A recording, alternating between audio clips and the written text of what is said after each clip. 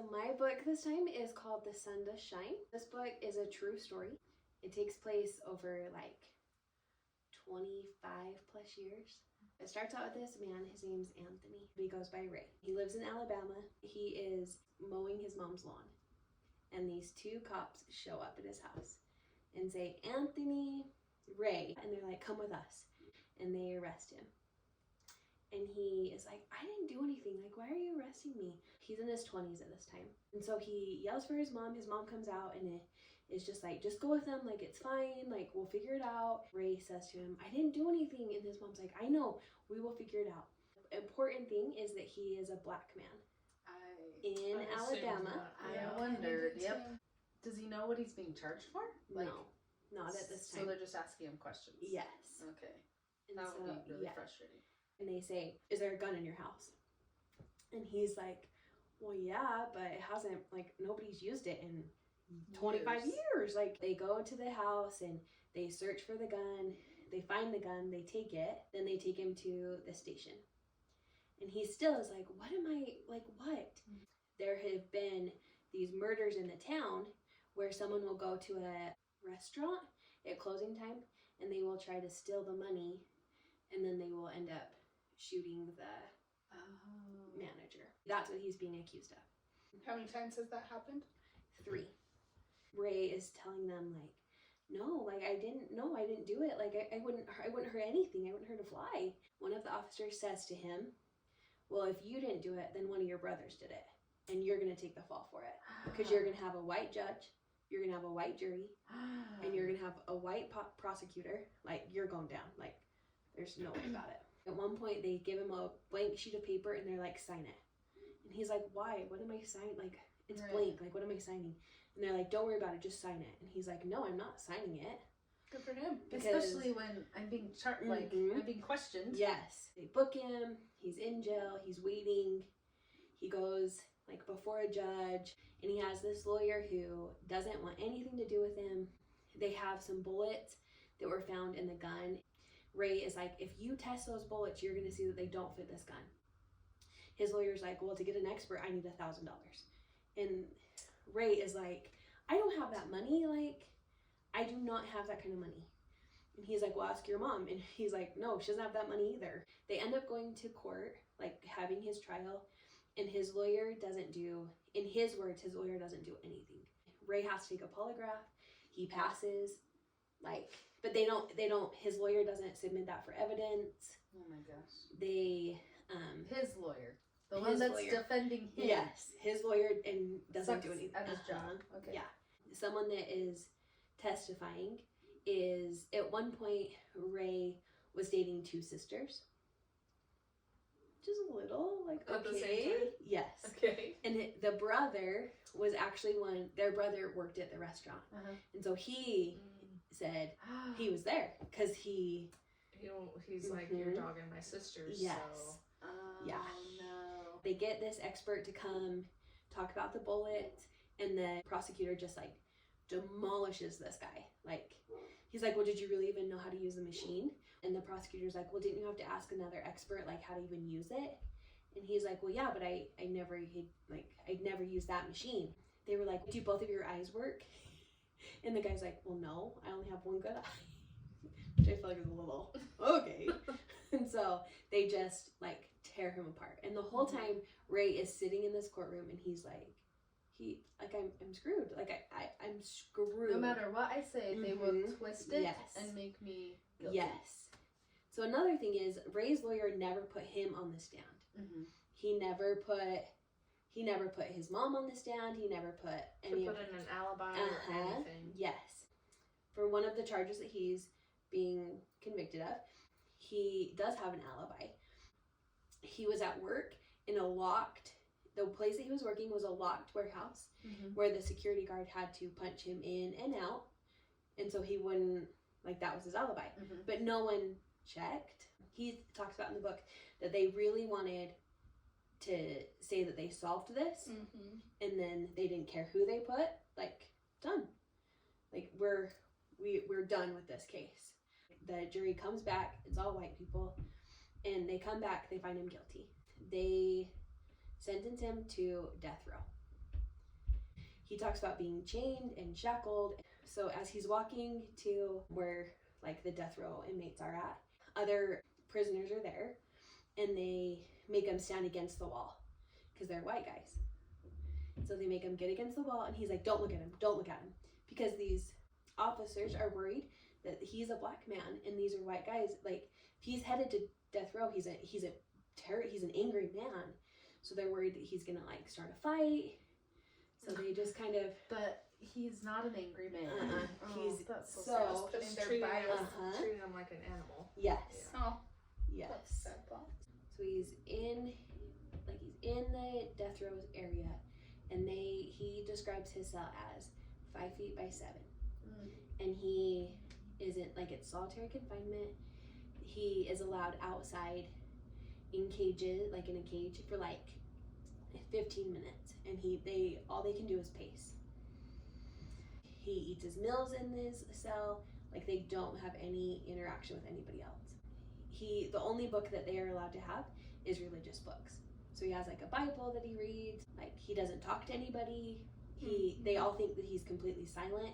The only time he talks is when his mom comes, and he has this best friend, and they've been friends their entire life, and his name's Lester. And Lester comes they only have visiting time once a week, and this prison is like 7 hours away from his home. Oh wow. So I love Lester. So his best friend Lester comes, brings his mom, brings Lester's mom. Like, it's a huge thing. That's cute. When they come to visit, his mom always looks like she, like, to the T. Like, she has her Sunday clothes, hat, everything. So he just is in this place of, I shouldn't be here. These crimes are still getting, like, they're still happening. That would be frustrating too, of like, I was convicted of this crime, found guilty, but yeah, it's still happening, so what did you solve? Like, what was the point of me coming to prison? And does it really give people peace of mind? Right. Yeah. Like, when they just wanted to be done with the court, I was like, but why? You're not solving anything. Yeah. Sorry. So he's still, like, he'll read newspapers, and he will see that, like, these crimes are still getting committed. An important part that I forgot is, during his trial, someone called his lawyer and said, I'm the one that did this. Like, I'm the one. Someone confessed? Yes, but his lawyer got mad because it woke him up. So the lawyer didn't follow up. Like, just thought it was a hoax. Like, thought it was a... Okay, like, that's deal with fair. It would be... Yeah. Like, prank calls are Yes. common when there's investigations. Yes, so he just was like, didn't even deal with it. Like, someone else called again. I don't know if it was the same person. And called and was like, I'm the one that you're looking for, not him. But no one ever followed up on it. So in this area where they do the executions, sure, that's what we're gonna call them, because that's what they are, is not very far from where his cell is at. And so, Can he hear it? yes, the whole block, like the whole cell block can hear it. Ugh. So what they do, And they're all probably being prepared for that. yes.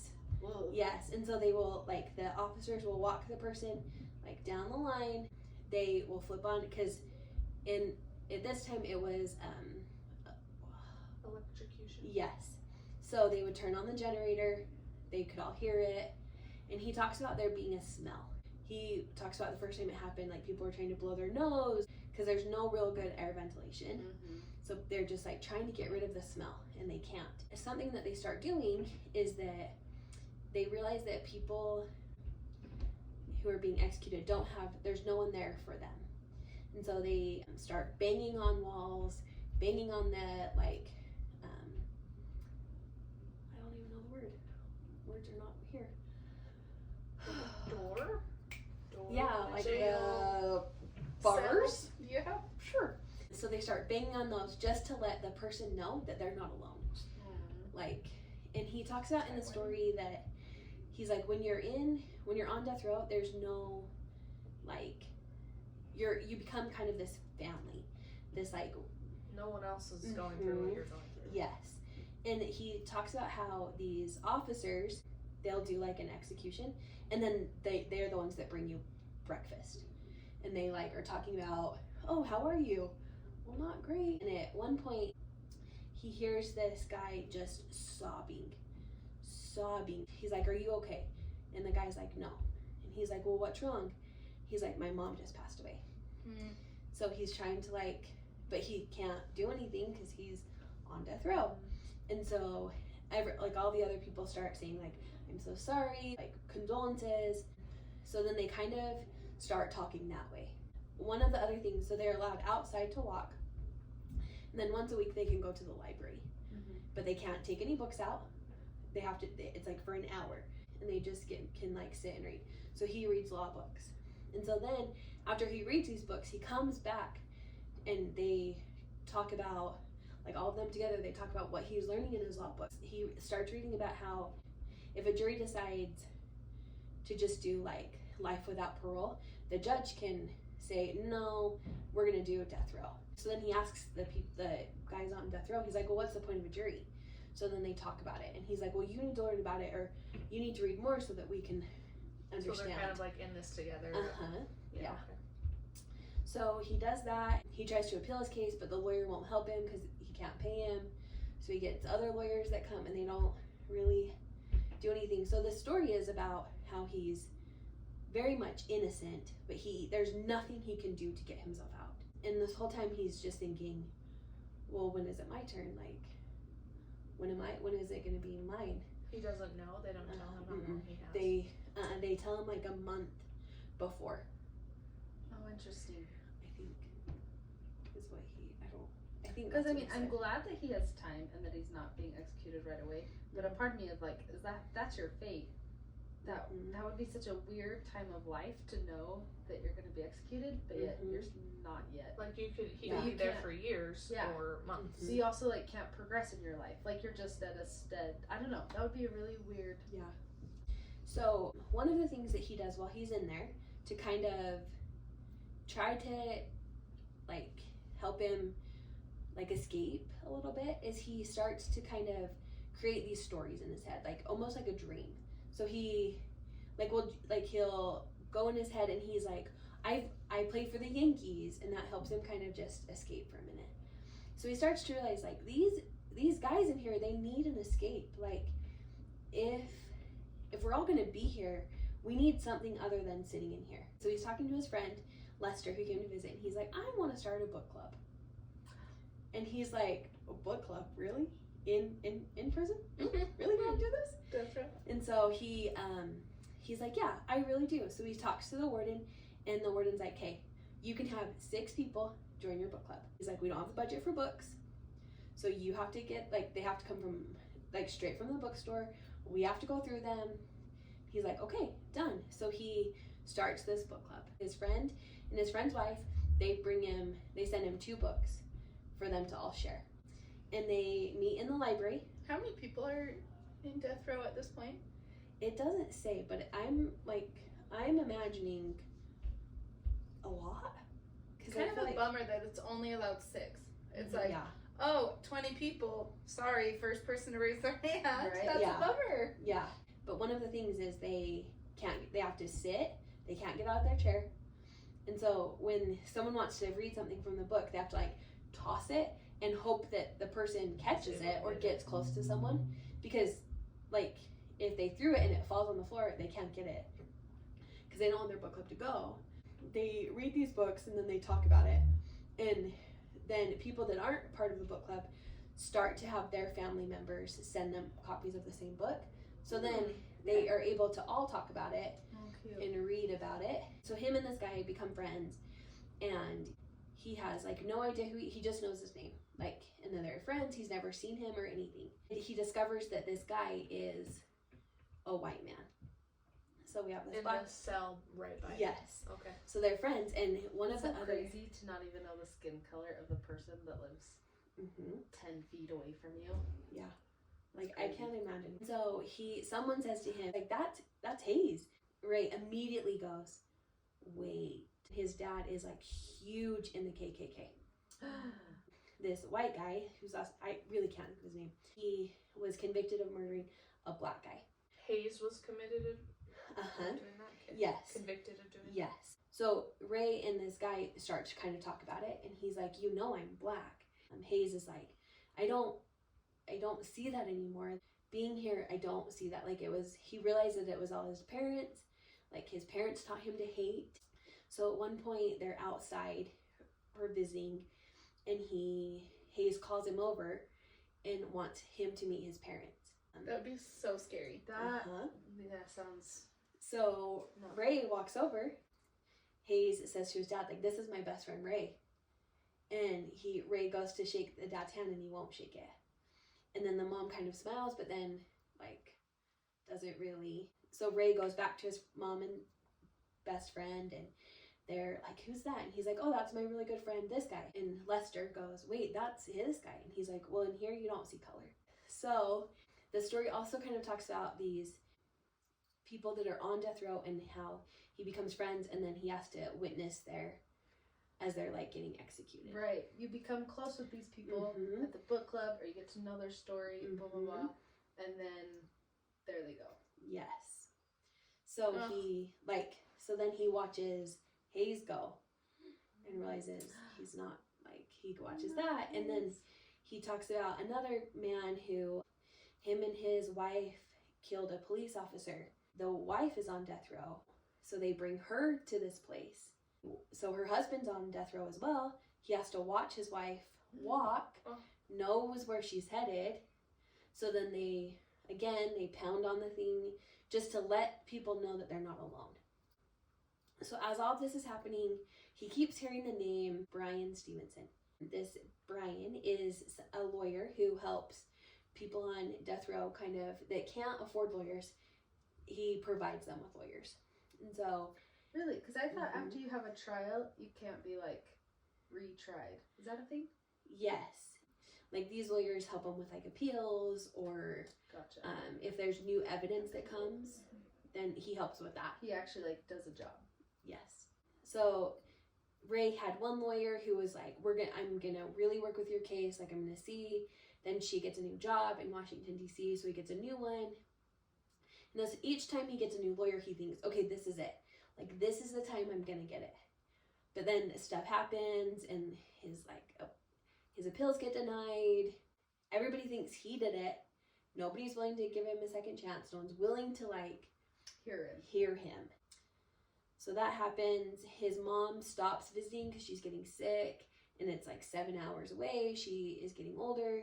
So every time she visits, she always says to him, "When are you coming home?" Because he's like her baby. He's the youngest of 10. He just feels this huge responsibility to take care of her. And so because he can't be there, he asks Lester to take care of her. So then finally, he's like at his last, like, this is my last chance. So he has just fired his previous lawyer because his lawyer wanted like $1,500, and this lawyer wanted Ray to reach out to his church to get that money. And he's like, I can't, they don't have that kind of money. I'm not doing that. So he fires that lawyer. He writes one letter to Bryan Stevenson, and he's like, okay, like, please look into my case. I need you to be my lawyer. Look into my case. And then he calls him. This collect call, so he doesn't have a ton of time. So he's like, I wrote you a letter, please just read it. And Bryan Stevenson's like, okay, I'll read it. He gets off the phone with him, and a couple of days later, there's Bryan Stevenson ready to talk. And Ray finally is like, okay, this is my chance. And he's like, well, what are we gonna do? And this Bryan says, I just want you to tell me about you. I want you to tell me about you. I want you to tell me about your family. I want you to tell me what you experienced in this trial. Like, just tell me. So Ray's like, finally, someone's listening to me. So he tells him all about it. As he's telling him, he's like, I'm innocent in this, and these are the reasons that I am. And so Bryan decides that he's going to represent him. Awesome. And as he's like digging into this case, he's finding out that reports were never filed, or there was missing notes, or all of these things, and truly the only evidence that they had were those bullets. Right. They never followed up. They never... Law 101. Yes. So I don't really understand the whole process, but they like try to take it to like the like higher up, and then it gets denied because they're like, there's not enough evidence. You can't use anything, like what you were saying. Like we can't use anything that we've already tried. So you have to come up with new things. But kind of thankfully, they never used the real evidence Mm-hmm. in his previous trial. So can they bring all of that up and be like, I don't think so. At one point, Ray says to Brian, like, if you want these bullets tested, you need to find the most racist white man who is like an expert at this job, who really wants to see me gone to like see these bullets. And so he does. He hires them. He doesn't ask Ray for any money. This Brian is the one that gives him money, puts money on his, like, so he can have stuff at the store. Every time he comes to visit, he buys him stuff out of the vending machine. I wish I was smart enough to be a lawyer and to do this for people, like pro bono work and stuff. Mm-hmm. Just First not off, that type of person. You are smart enough. Thanks. Second off, how do you know you're not? Have you tried law school? No, rephrase. I wish I liked law.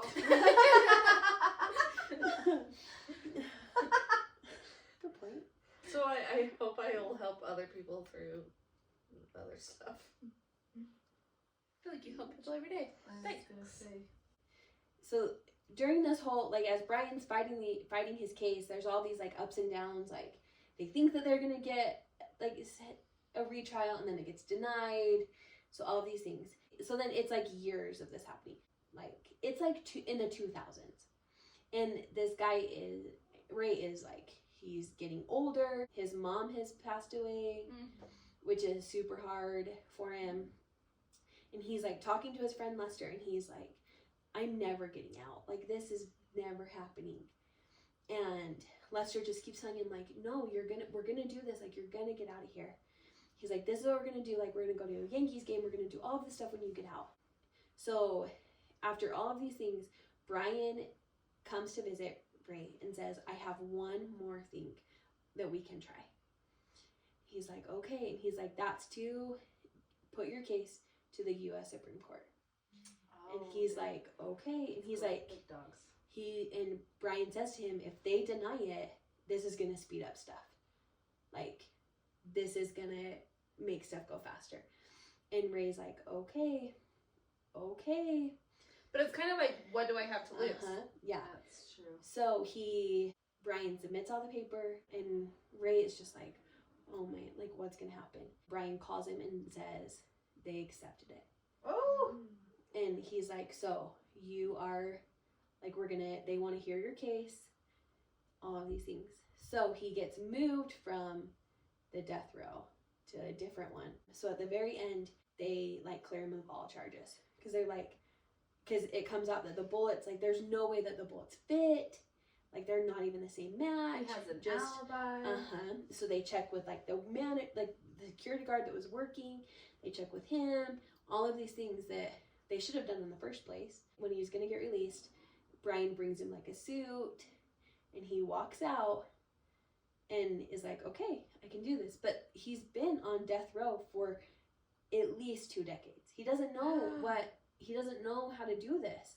So he's dealing with, like, how do I go back into the community after everyone knows. Yes. You've been on death row for 2 decades. Well, and at one point he's talking about, he's like, no one's gonna want to kiss anybody that was on death row. Like, no one's gonna want me. And so he has to so the story ends where he's trying to learn who he is and how to live in this world that put him on death row when he was innocent. So that's how it ends. But when did this book come out? I'm just wondering how old he is now, and where he's at. What is he doing? Who is he? Did he write the book, or did someone else? Was it his perspective? Yes. That's crazy. Thank goodness for Brian.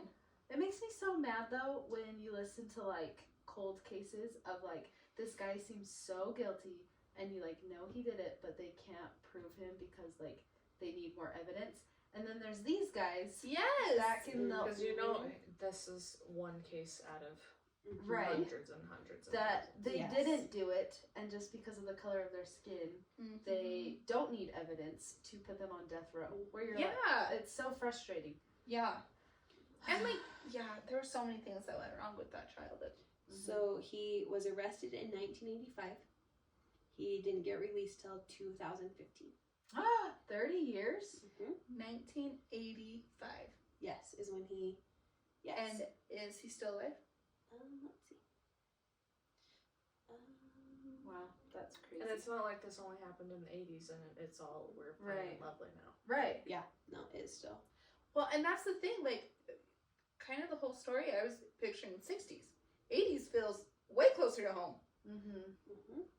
Well, in 85 to 15, like, I was born, graduated high school, graduated college almost, while he was in prison.